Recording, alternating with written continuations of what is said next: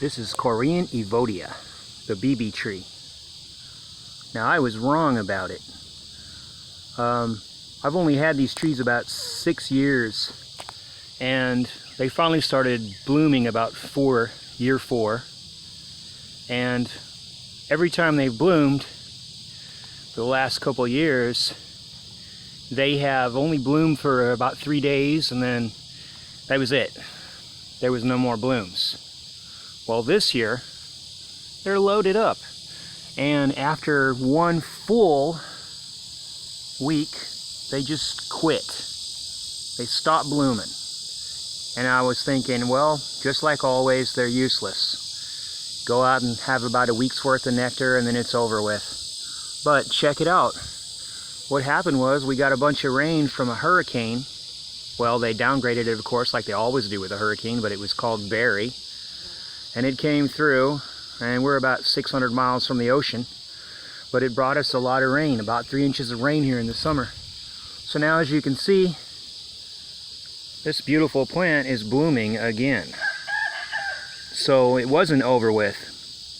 I guess if you can keep watering it, it can keep giving you some nectar. Now the Vitex, it'll bloom anyway, even in dry weather, but these BB trees, they need a little bit of water, I guess. But all these years, I've been thinking they weren't worth having. I'm wrong. Because see, I've got a second bloom here. A second bloom. And the tree's loaded with bees. And right now there's a dearth, a big time dearth. There's robbing going on. They're attacking hummingbird feeders for whatever sugar they can get. And I'm glad to have something blooming. So this and the Vitex are all that's blooming right now. But they're really on this. They're really going for it. As you can see, all the little tiny bees and things are on it as well. They're doing really good. So I think BB trees are good to have. I'm glad I've got them. They're quite beneficial. The whole tree is just covered up in blooms. But yeah, get a BB tree. They're great.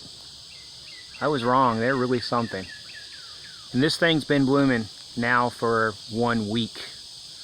And then this is its 3 weeks ago it bloomed again. So just look at that. I mean, it's covered in bees. That's great for this time of year when there's nothing out there. This pollen is very beneficial, but apparently they're not getting any pollen. Never mind. All they're getting is nectar. If they were getting pollen, you'd know it. They'd be on their legs. So they're getting nectar. They're getting pollen from my corn right now. I looked and saw that. But they're not getting very much pollen yet. The yellow ironweed is about to come out, Verbesnia. And early this morning I got to see a little bit of that Verbesnia pollen coming in. But it's just barely getting started. There's nothing blooming out here now. Nothing. And here's the old reliable Vitex. Vitex Negundo. You can always see that they're on that. They love it. Smells great. Kind of a peppery smell. But they're getting it. They're getting nectar from it too. Of course, the hummingbirds really like it. And the bumblebees really like it. And here's a nice pollinating wasp.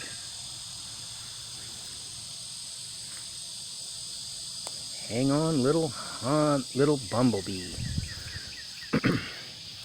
Here's your bright flowers. And then I'll show you the Vitex Agnus Castus. This is the Vitex Agnus Castus. You'll see bumblebees on it, but it's very rare to see a honeybee on it. The flowers are so much prettier and bigger on Vitex Agnus Castus. They're huge. Bumblebees love it. Bumblebees work a lot of stuff that honeybees don't really like. Once in a while though, you'll see a honeybee on it. There's a honeybee. Look at how hard that honeybee's working. It's just not quite as productive as far as nectar goes. when it comes to honeybees. But as far as bumblebees, they're just as happy with this as Vitex Negundo. Honeybees don't really get on it much. Well, we had a lot of rain a couple days ago, so things are doing good. This is germander. Germander is in the mint family, but it doesn't smell like mint.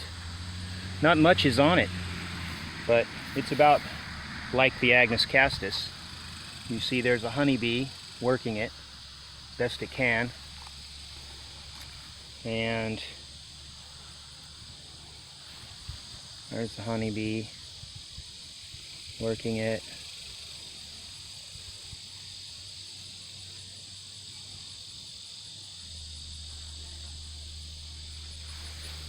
Germander. There's a bumblebee on it somewhere. I'm sure I can find one. I hear it. Well, it's germander.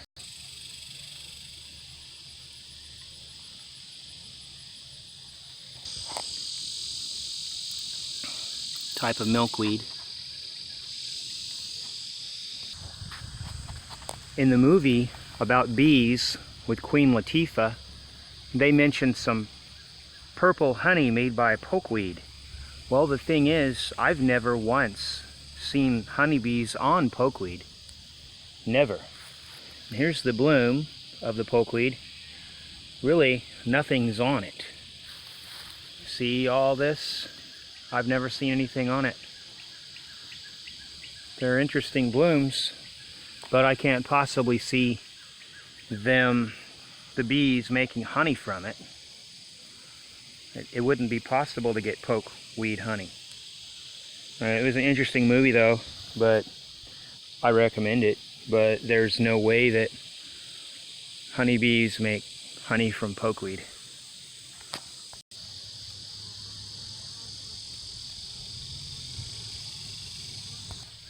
There's a major dearth of nectar right now. The honeybees are having a problem finding anything to eat. They're working these flowers right now, but I don't really know what they are. They're in the composite family. That's very easy to see. But that honeybee is apparently going after nectar because they don't take nectar and pollen on the same trip. At least that's what I've heard and read. But I see no pollen on its legs. The mystery is I'm trying to find out where the pollen's coming from. There's very little pollen around, and I'm only seeing it early in the morning, and we're needing pollen. So I'm trying to see where they're getting it, because we're just about to get some nectar again. I can tell by the way the bees are acting. But some kind of composite wildflower here has honeybees working it right now, and this is afternoon. This is the afternoon. There we go. There's some honeybees.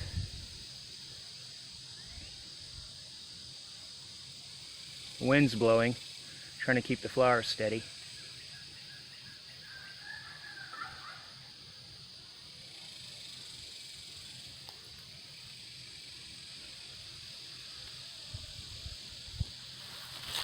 That's what they're working.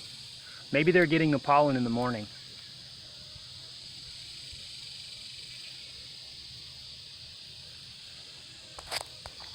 Here's some more pokeweed. It's in full bloom, but I see nothing on it. Considering the bloom is mostly white, it's probably pollinated at nighttime. Well, there you go. There's a tiny little micro bee type on a flower. Tiny little micro bee. Can't see it. Anyway, there's nothing on the pokeweed. Here's a Chinese praying mantis. Chinese praying mantises are green.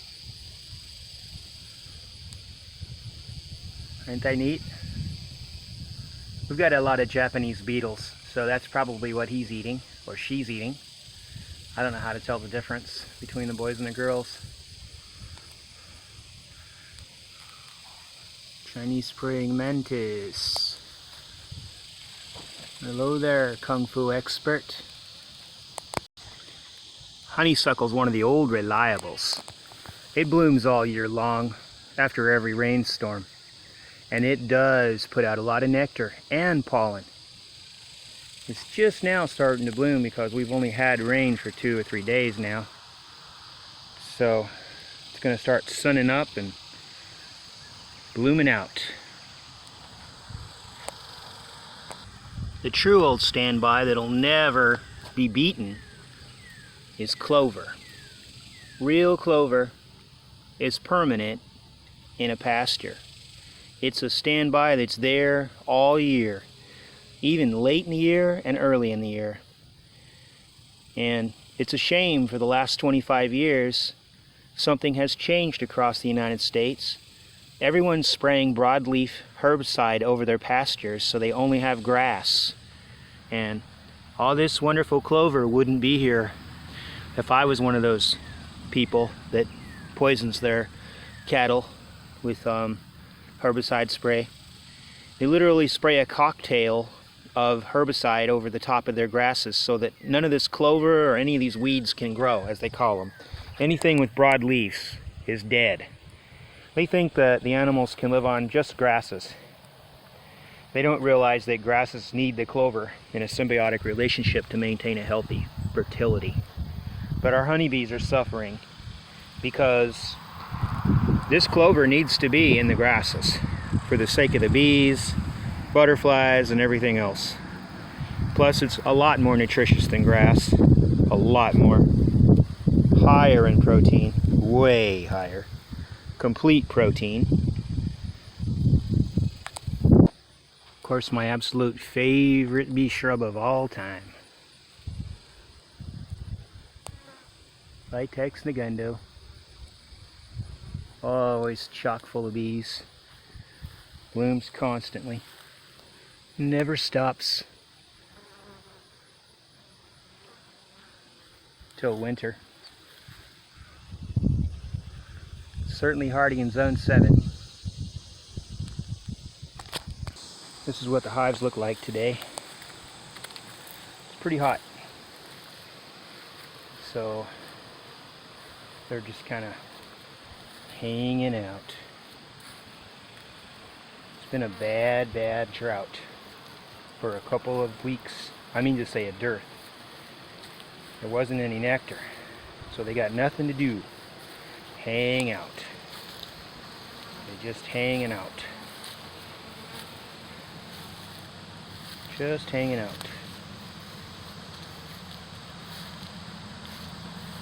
Got a swarm in that nuke.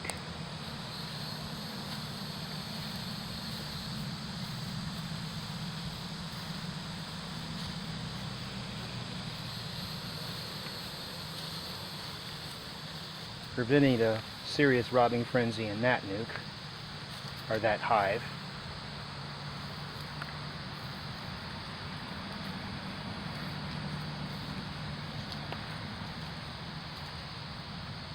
Got a swarm starting to check out that nuke. That's a bait nuke. And here's another bait nuke, and a swarm's going in there today. And the swarms decided to take up residence in this nuke also today. But this nuke is my lucky nuke. I got this nuke a long time ago for 15 bucks from an old man with a swarm I caught from his tree. This swarm nuke has been the luckiest of all nukes. It always catches bees for me. I don't know what it does or how it does it, because I've got lots of nukes, but it's magical. Right beside it here, they're checking that out. They don't seem to want to go in that one. But I've already got a swarm in this nuke. You can tell they're setting up housekeeping. There's a queen in there. That just happened about 2-3 hours ago. And of course they're setting up housekeeping here too. I'm gonna leave it alone and let them do what they do.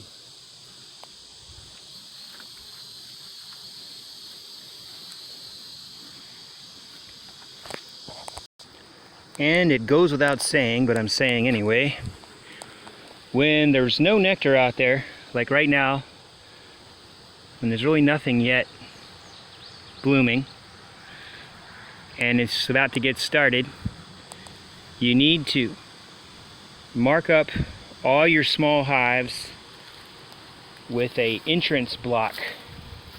They cannot be exposed. They need to have their entrances shut down pretty good if they're small. And you need your beehives that are big to be wide open. That way it'll help reduce robbing. If you do get robbing, the way to stop it is to close your beehive off completely for about an hour. And then open it up just a little bit. Just a little bit. Change your reducer around to where you just got one bee passing. They'll handle it then. They'll push out all the dead robbers and they'll be back to good again. Because robbers are just like any other criminal. They're impatient and they give up quick if they don't get their score. They want something easy. That's why they don't work for the living. So that's what you do. You shut your beehive off for a while so they go home empty-handed. Then you open it back up an hour later. Could be just 35-40 minutes later if you're impatient. But it's pretty good to have a screen bottom board when you do that, because that way the hive can still breathe and ventilate just fine. If you wanted to, you could leave it shut all night. So that's all I have. Always have a water source handy, close by. Bees want to take the closest water source they can find.